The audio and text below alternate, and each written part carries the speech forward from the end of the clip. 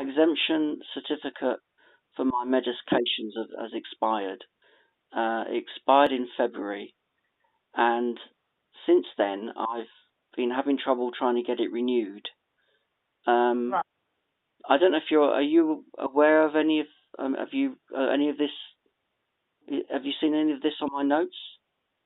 I can see your notes. Yeah, I mean, I haven't looked extensively at them, but Okay, because I'd rather I gave you my side of the story rather than you reading the notes that I don't think are very fair, to be honest. It wasn't your surgery that refused to sign it. It was a previous surgery, and I spelt it wrong, by the way. I'm not acrophobic. I'm agoraphobic. I realise acrophobic is a fear of heights. But I misspelt it, so it's agoraphobic. So maybe you could correct that on my notes later. But anyway, so I only go out once every 6 months, if that. Sometimes only once every 12 months. And I asked them first of all to put me down as housebound, which they refused. I also mentioned to them that I've been diagnosed by a psychiatrist consultant in before COVID in 2020, who came to my house and gave me, who assessed me, with a nurse, with a psychiatric nurse, and they both agreed I've got agoraphobia and emotional, whatever it's called, depression, borderline personality disorder. Now, none of this is on my notes for some reason. My agoraphobia isn't on there as a health condition. My problems with my with all my other health problems, none of them are listed apparently. And as far as they're concerned, I'm not housebound. So I said, well, this is ludicrous. So it all came to a head in February when they refused to sign my exemption certificate because they said they couldn't because, in their opinion, I'm not housebound. And I said, well, hang on a minute. I'm going out every time I go out, I have to have someone with me. So one of the criteria on the form apparently is you need help when going outdoors from another person. Well, I said that's me, so I qualify. And they said, well, we're not prepared to tick that box. Okay, so let me just stop you there. So basically, there is I'm just having a look. The medical exemption certificate. I'm just having a look what is actually on there. Yeah, it's the last one at the bottom. The very last bit the criteria. Okay, so what I suggest you do is you just need to fill it out from your side of things. Yeah, but I can't get the form because the form is only available from yourselves. Yeah, but you have to fill it out. So yeah, I know. But the problem I've got now is that because I'm housebound and the carer won't come to the surgery, he said he just won't come to the surgery and collect things. So in order to get the form, I've got to ask you to post the form to me. I've got to fill it in, and I've got to ask him to post it back to you. Okay. Because there's no other way of doing this. Because the NHS won't send me the form. They say the form can only be obtained with the GP.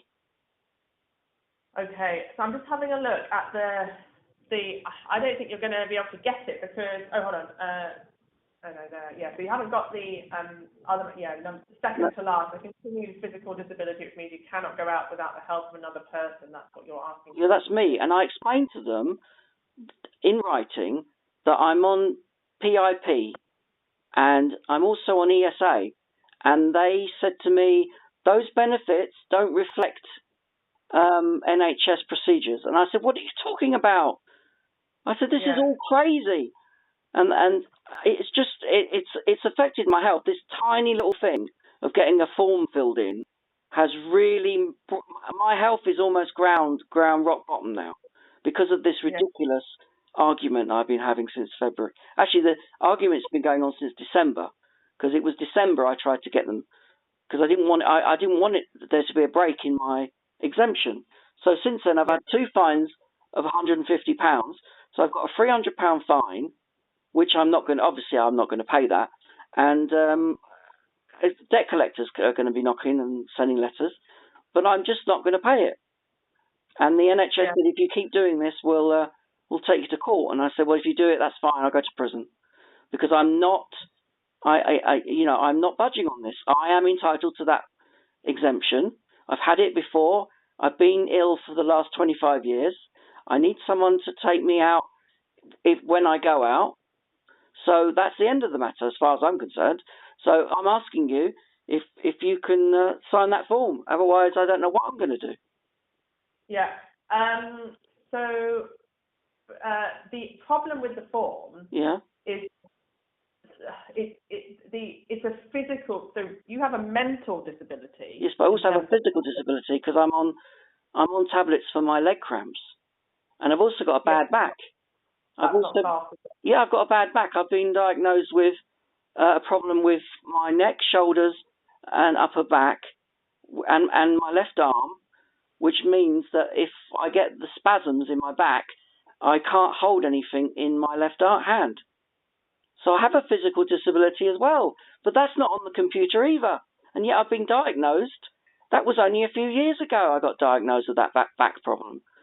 Where were you diagnosed with that? At the surgery or somewhere else? No, down at when I went to St George's and had the scan. I had an MRI scan on my back. I've had 4 scans. I've had a brain scan, a neck scan, and a back scan.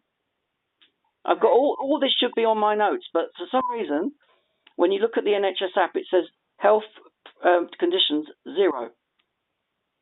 I've been on disability for 25 years, and yet I've got 0 health conditions, and yet they say that they're not linked. I don't get it. boggles belief. You live alone? Yes, I live alone. I have a carer comes in every day at 6 p.m. and they won't come earlier. So that I've had trouble trying to get appointments. If I have to go to the hospital, I have to ask a friend who lives in Kent to come up to London, because he doesn't work in London. He lives in Kent. He works in Kent. So I have to get my friend who comes all the way up, takes a day off work to help me go to the hospital appointments. And yet every time I get asked by the GP, well, how do you go to hospital appointments if you're housebound? How do you get food delivered? How do you get food? I said, what do you mean, how do I get food? I get delivered. I mean, it's like they don't believe me, which is why I had to leave them.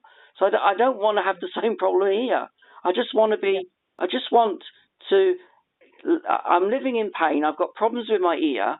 I have to wait till November to have a specialist look at my ear. I've got this horrible whistling in my ear, which has been going on since April, and I've got to wait till November to see a specialist. I've managed to get a cancellation, so I'm actually seeing a specialist in July. I've got a hearing test coming up in about a week's time, which my friend, because my carer can't come because it's during the day, so my friend's got to take a day off work to come up from Kent because I don't have anyone that can come during the day. So I'm in agony, and yet I'm worrying about a silly prescription form.